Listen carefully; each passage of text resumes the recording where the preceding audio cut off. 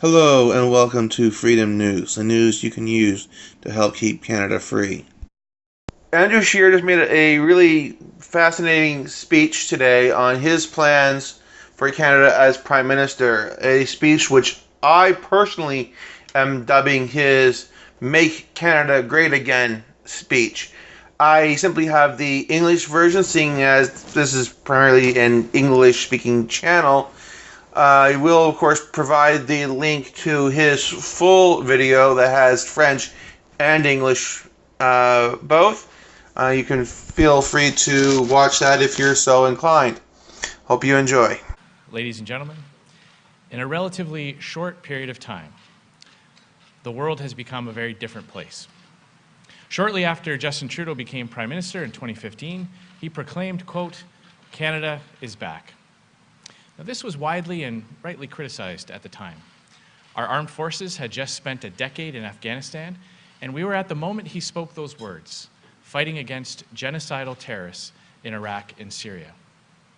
Canada had carved out a reputation as a principled and consistent defender of humanity, boldly confronting injustice and tyranny, and promoting human rights, democracy, freedom, and the rule of law.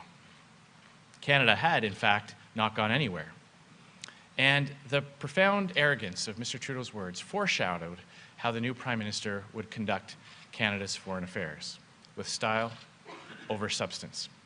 And they demonstrated a fundamental unseriousness and misunderstanding of the important office that he had reached. Being a good ally and contributor on the world stage requires more than just talk. Both our allies and adversaries respect strength and confidence. We have seen serious mistakes over and over again from this government, and they are almost always attributable to Mr. Trudeau's poor judgment. During the negotiations on the Trans-Pacific Partnership, he was a complete no-show for a very important meeting. Observers said at the time that, quote, "the Japanese were seething about what they perceived as a last-minute betrayal by Prime Minister Trudeau." But that was just the preliminary event to what is now known as the most disastrous foreign trip by any Canadian Prime Minister. We all know the details of his trip to India, so I won't go into them here. But what's perhaps less known is just how seriously it hurt Canadians. Bilateral trade with India totals about $9 billion annually, and Trudeau's India trip seriously set us back in terms of helping Canadians benefit from increased trade. As former Liberal Cabinet Minister Ujjal Dosanjh stated, quote, "It's disappointing that the Canada-India relationship could have gone to the next level, but we've bungled it." More recently, we have witnessed total disarray in how this government has handled China's completely unwarranted and arbitrary detention of 2 Canadians, and China's totally unjustified trade actions directed against Canadian farmers. Closer to home, Canadians had to accept a worse deal on NAFTA after this government's negotiating team turned critical trade negotiations into a parade of photo ops, sound bites, and in some cases orchestrated media leaks. For him, all the world's a stage, and the rest of us merely players in his act. In the 20th century, Canada was part of a global alliance of like-minded nations, which defeated fascism and communism. Now, some at the time wanted Canada to be part of the non-alignment movement, to not side with tyranny, but also to not side unequivocally with the forces of freedom. Some Canadian leaders harbored secret admiration for authoritarian figures like Fidel Castro or Mao Zedong. Thank goodness that, for the most part, Canada remained on the side of freedom. The threats we face in the 21st century may have different names, but we are having similar debates about how we engage with them. Some would continue to prefer to see Canada take a non-alignment posture, treating democracies and dictatorships in equal and similar fashion. But as Prime Minister, I will firmly reject that pretension that Canada could or should be neutral on the big questions of our time, or fail to work strategically with our allies to advance the space for freedom, democracy, human rights, and the rule of law. The threats we face today are very different from those we faced in the 20th century, and in some ways they are more complex. But the solution still involves meeting them with strong partnerships of like-minded and confident nations, devoted to the protection and advancement of our values. These partnerships must expand, to involve more and closer cooperation with like-minded nations in Asia, Africa, and South America.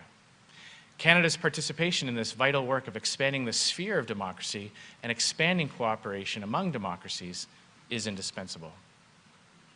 We are a diverse country with strong people-to-people ties all over the world, and we have historically been respected and trusted, seen as a nation which engages in order to advance principles, not out of narrow self-interest, but for a desire to make the world a better place for everyone.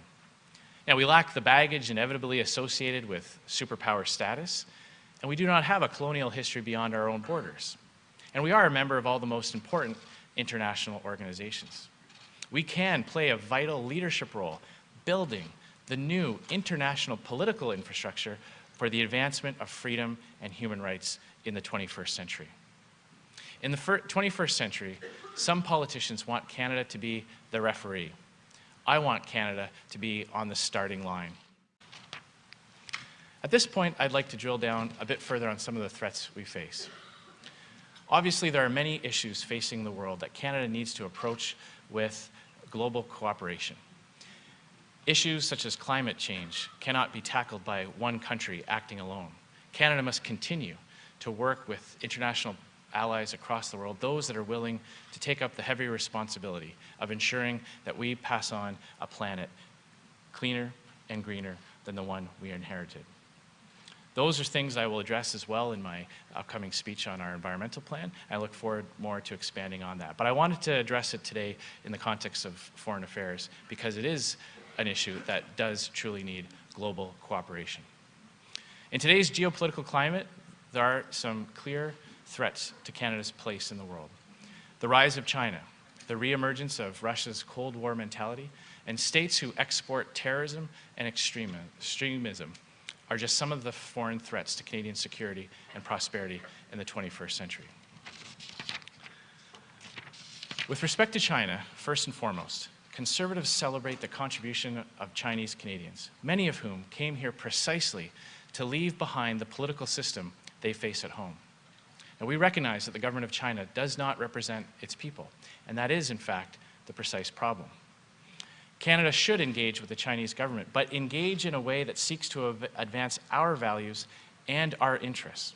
We should engage in a way that recognizes how our values and our interests are in many respects incompatible with those of the Chinese government.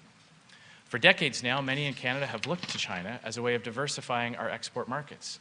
But in recent years, it has become clear that China's adversarial approach to Canada and the Western democratic world has changed those expectations. And this is deeply disappointing, especially when you consider how just 20 years ago, there was great hope and optimism that China was ready to join the international rules-based order. But in the past year, Canadians in particular have learned firsthand how justice in China works. The Meng Wanzhou extradition case has caused much grief in many ways, but has been illuminating in others. After the arbitrary detention of Canadians Michael Korvig and Michael Spavor, we should no longer harbor any illusions about China's attitude towards the rule of law. And we have known all of this for some time, yet for many years we looked the other way, as the allure of China's market was too powerful to ignore. However, so long as China is willing to hold our exports hostage, all while committing human rights violations, we have no choice as Canadians but to consider other trading partners. Unfortunately, we have alternatives, like-minded democracies in the Indo-Pacific region, for example, some of which desperately need more secure access to energy, are ideal economic and political partners for Canada. A community of free democracies all over the world, in Europe, in the Indo-Pacific, and everywhere in between, united to resist the forces of authoritarianism, built through Canadian leadership. That should be our goal. That will have a deeply consequential impact on global history. At any rate, Canada's relationship with China needs a total reset, and nothing can happen until such time.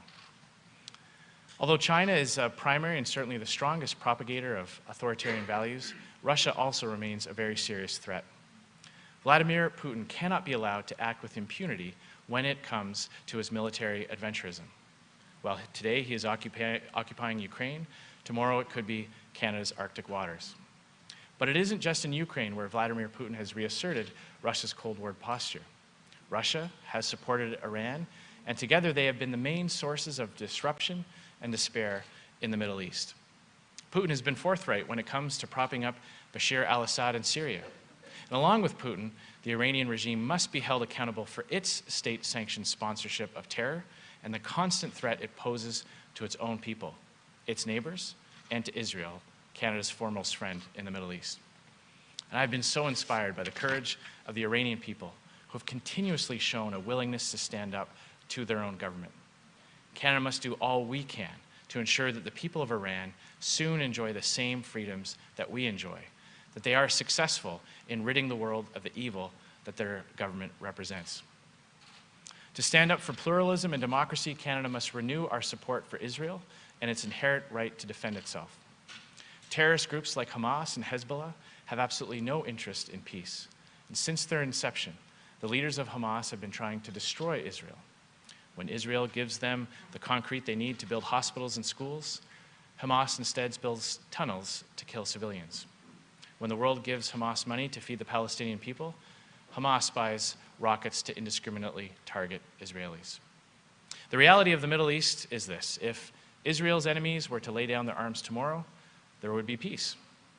If Israel were to lay down its arms, there would be no more Israel.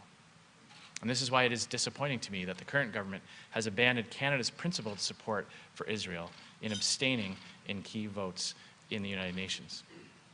When Israel's borders came under attack from Hamas terrorists, as they have in recent days, Canada must support Israel's right to defend itself and recognize Hamas's direct responsibility in inciting violence and the loss of life. Canada must be ready and reliable when Israel needs to count on their democratic friend and ally. I want to be very clear as well that under my leadership, extending a hand of friendship to the Palestinian people will be a priority. The Palestinian people want the same things that all people want: freedom, democracy, human rights, and the rule of law. And this will come not through incitement to violence, but through peaceful negotiations. And I do not believe that giving money to highly flawed organizations like UNRWA advances the cause of peace or partnership. And the Palestinian people are denied democracy, not by Israel, but by their own government. If the values of pluralism, democracy, human rights, and the rule of law are to prevail, it is time once again for the free-speaking and democratic peoples of the world to reinvigorate old alliances and build new ones. Alliances with other free democracies and with peoples who are seeking democracy. Canada can, and we will find common cause and ensure that freedom prevails in this century just as it did in the past. Between NAFTA, withdrawing from the ISIS campaign, purchasing used jets rather than new jets, refusing to join the ballistic missile defense program, abstaining on key votes at the UN, repealing Iran sanctions, and closer alignment with China, the current government has fostered tension and mistrust between what should be the world's two greatest allies. Our posture in relation to the Americans must be to seriously and strongly defend our interests and to make the case for strengthened partnership among free democracies. Now, when we talk about uniting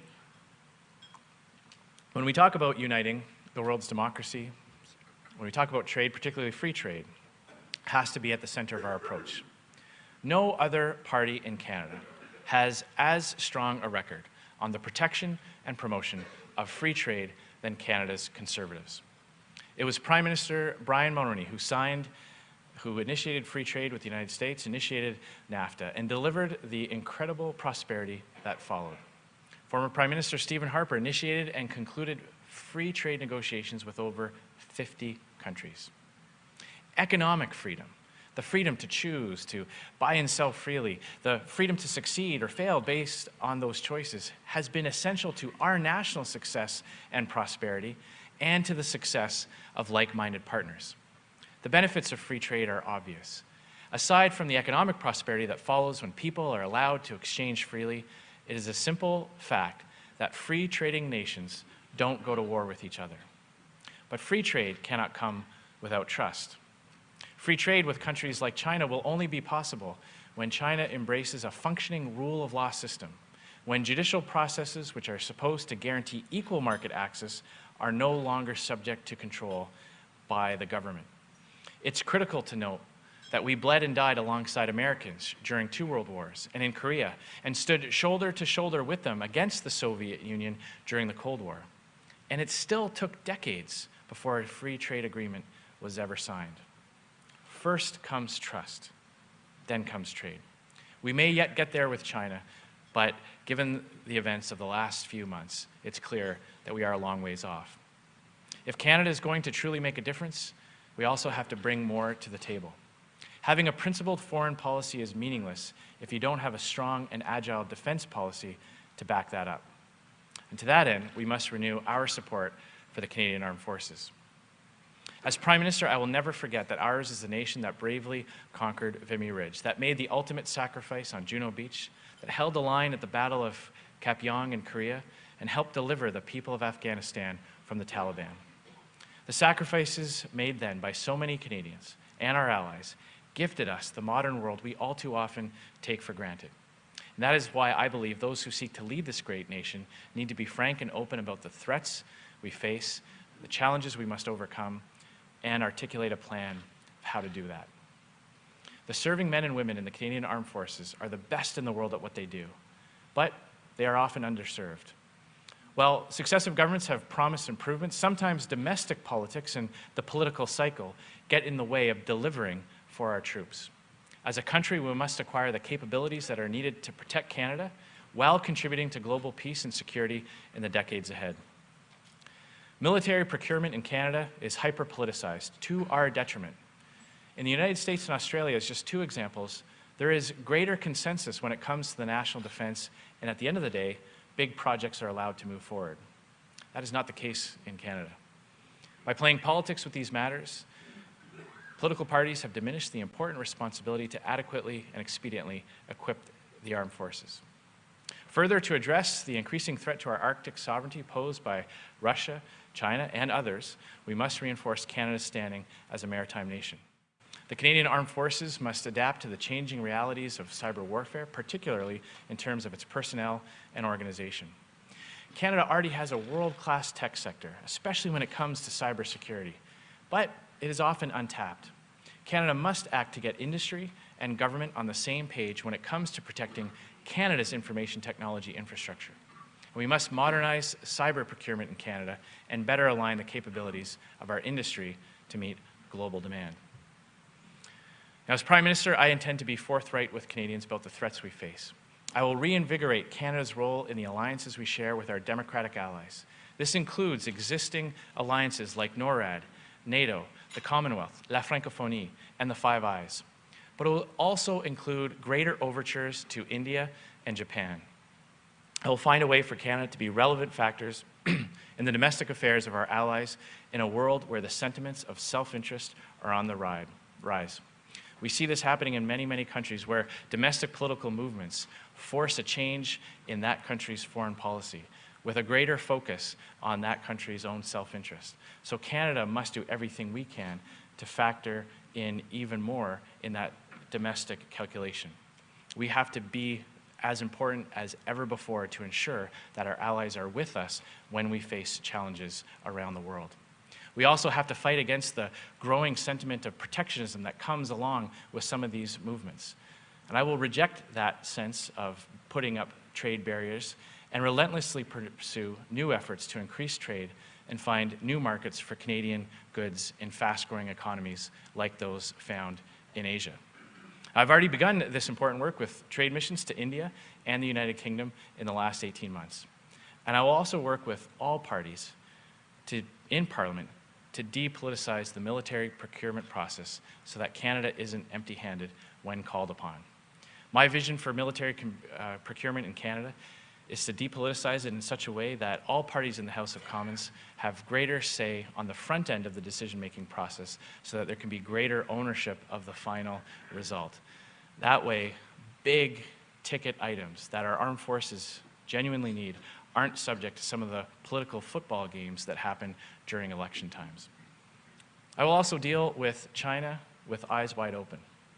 I will look for ways to strengthen our relationships and open new markets, but with the understanding that at this critical juncture, we need to show strength and resolve above all else.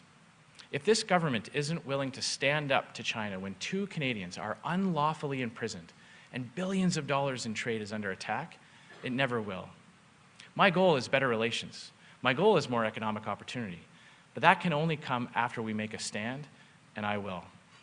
As Prime Minister, I will end Canada's $256 million investment in the Chinese-controlled Asian Infrastructure Investment Bank and launch a formal complaint at the World Trade Organization if their trade blockades persist. I will not allow Chinese state-owned enterprises solely focused on the political interests of Beijing unfettered access to the Canadian market.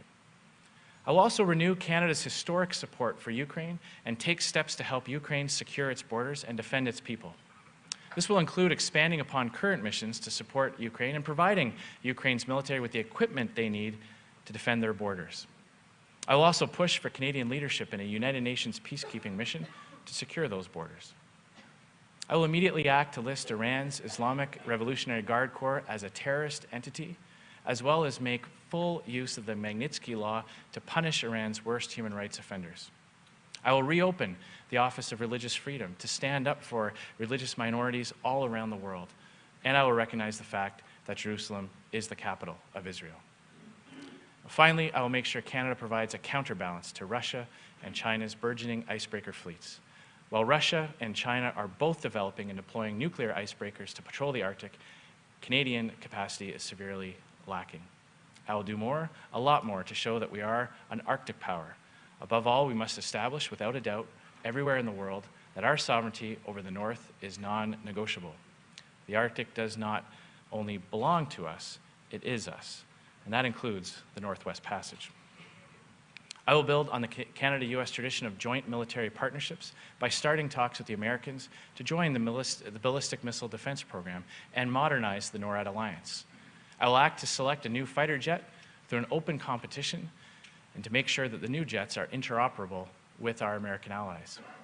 The Canada-United States relationship transcends the personalities of those who occupy each respective office, and its longevity is crucial to our respective peace and prosperity. So it must be strengthened and renewed. I will also begin the process of upgrading the Royal Canadian Navy's submarine capability. The Australian government has initiated a multi-year strategy to procure its future submarine capability, and Canada can look to these and other international models as we seek to ensure that we also have the capabilities that are necessary to effectively protect our national waters.